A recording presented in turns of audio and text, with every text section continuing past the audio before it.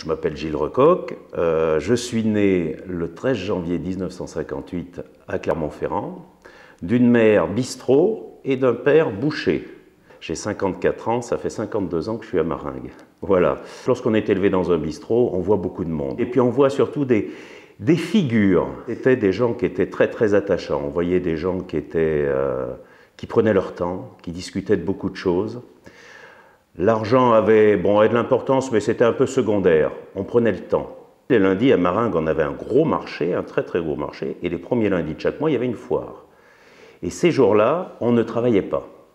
Et les patrons payaient la tripe, les pieds de cochon, les rognons, à leurs ouvriers.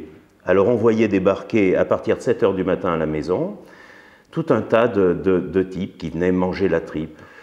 C'était un pays qui vivait. Il y avait des commerçants partout, là. Le moindre recoin, la moindre impasse, il y avait quelqu'un. Il y avait quelqu'un qui faisait, il y a une petite modiste qui faisait des chapeaux. Il y avait un gars qui réparait ce qu'on appelait des jouillades pour les chevaux, pour les bœufs. Il y avait tout un tas, une vie exceptionnelle. Et surtout, on a l'impression qu'il n'y avait pas d'horaire. Il n'y avait pas d'horaire. Si à 8 h du soir, il manquait quelque chose, on allait acheter une boîte de sardines. C'était ouvert, c'était ouvert. Ou si ce n'était pas ouvert, le gars, il était sur son banc, on n'avait qu'à lui demander, et puis voilà. Hein. Les gens parlaient. Devant chaque maison, il y avait des bancs. L'été, tout le monde était sur les bancs et on discutait. On discutait, on sortait des chaises, on discutait. C'était extraordinaire. Hein. J'avais un oncle qui était cirier. C'était un peu un original.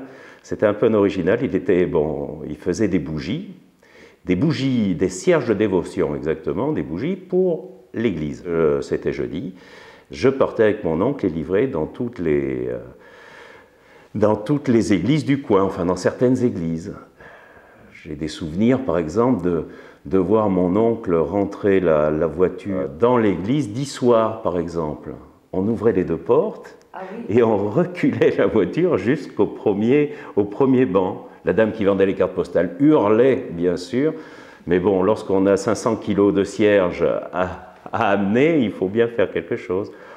Et puis surtout, ce qu'il y avait, c'est que mon oncle aimait beaucoup la photographie, donc les églises auvergnates, c'était extraordinaire, quoi. Il y avait toujours. Donc ce goût du patrimoine, je crois qu'il me l'a donné. Il me l'a donné parce qu'il m'a fait voir. Il m'a appris à regarder les choses d'un autre œil. Hein.